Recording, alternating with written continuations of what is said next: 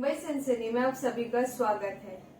Film the vaccine war की प्रेरणा पर निर्देशक विवेक अग्निहोत्री कहते हैं, कोविड के दौरान कई शोध एजेंसियों ने लिखा कि भारत में लगभग 40 से 50 करोड़ लोग मर जाएंगे।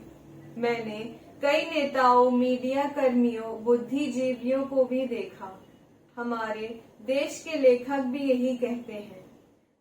भारत में ज्यादा से ज्यादा लोग मरे, इसकी कोशिश हुई ताकि नेतृत्व पर सवाल उठाए जा सके।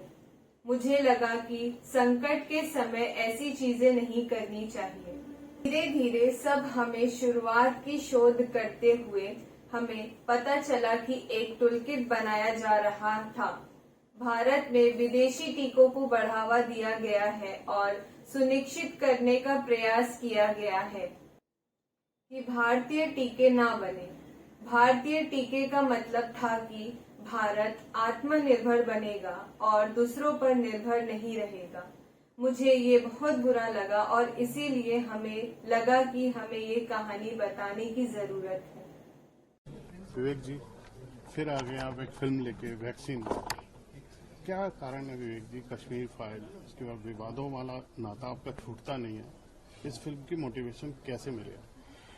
देखिए, जब कोविड आया तो सारे विश्व की बहुत सारी रिसर्च एजेंसीज ने लिखा, एक आदमी झूठ भी लिखा था कि आधा भारत जो है वो तबाह हो जाएगा, करीब 40-50 करोड़ लोग जो है मर जाएंगे।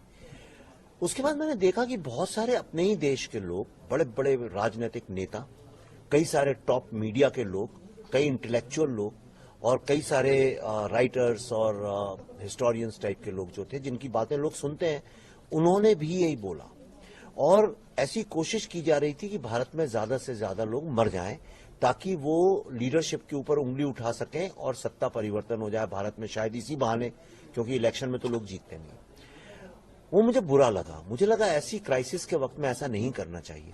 और धीरे धीरे जब हमने रिसर्च करना चालू किया तो मुझे ये पता चला कि एक विधिवत तरीके से, जो हमने फिल्म में असली चीज भी दिखाई है, एकदम रियल है, एक टूल किट क्रिएट की गई और जिसमें कई लोगों को as a brand ambassador employ किया गया इंडिया में, जिसमें करोड़ों रुपए बांटे गए, जिसके थ्रू फॉरेन की जो वैक्सीन्स थी, मैं नाम नहीं लूंगा, आप सब जानते हैं उनको भारत में प्रमोट करके इंडिया की वैक्सीन ना बने, ये पूरा प्रयत्न किया गया। क्योंकि इंडिया की वैक्सीन बनने का मतलब ये है कि भारत आत्मनिर्भर हो जाएगा और उसके बाद इसको किसी के आगे घुटने नहीं टेकने पड़ेंगे।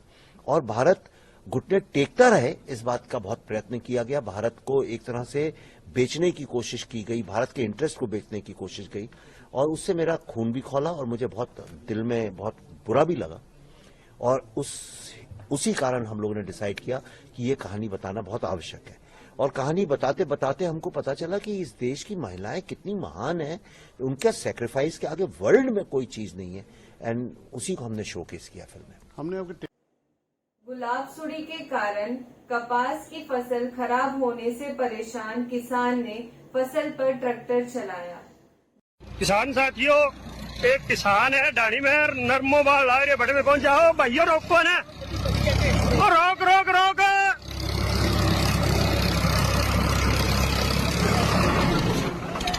रोक रोक काम कर ला यार, आए बाए तो थोड़ा पैना छोड़ दे आप सर जी। करा की होना नहीं, वो गल तेरी अभी सानू क्या पता की है ना, आप सरकार तो कोई स्पेशल गिरदौरी करा के ਤੁਹਾਨੂੰ ਬਣਦਾ ਹੱਕ ਦਵਾਵਾਂਗੇ। ਬਾਉਣ ਨਾਲ ਕੁਝ ਨਹੀਂ ਬਣਨ ਵਾਲੀ ਗੱਲ। ਦੱਸੋ ਵੀਰ ਜੀ, ਸਰਕਾਰ ਹੈ ਕਿੱਥੇ?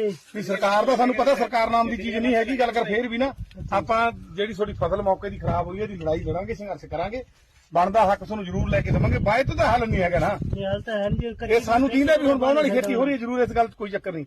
ਗੱਲ ਕਰ ਬਾਉਣ ਤੋਂ ਥੋੜਾ ਜਿਹਾ ਤੁਸੀਂ ਹਫ਼ਤਾ 10 ਦਿਨ ਤੱਕ ਰੇਜ ਕਰੋ। ਆਪਾਂ ਜਿਹੜੇ 20-30 ਪਿੰਡਾਂ ਦਾ ਬਣਦਾ ਹੱਕ ਉਹ ਜ਼ਰੂਰ ਲੜ ਕੇ ਸਰਕਾਰ ਤੋਂ ਆਪਣਾ ਲਵਾਂਗੇ। ਜਿਹੜੇ ਕਿਸਾਨ ਭਰਾਵਾਂ ਦਾ ਮੁਆਵਜ਼ਾ ਦਵਾਵਾਂਗੇ, ਜਿਹਦਾ ਬੀਮਾ ਦਵਾਵਾਂਗੇ। गिरदौरी करो, मारा बन को हक दे। हाँ, यही ਅਸੀਂ ਕਹਿੰਦੇ ਆ ਵੀ ਸਪੈਸ਼ਲ ਗਰਦੌਰੀ ਕਰਾਵਾਂਗੇ ਸਰਕਾਰ ਤੋਂ। चला बंद करा वो ना चला बारह काटी ना, ये कौन करनो अजय गिरदावरी करवा के सरकार को हक लेवा मतलब।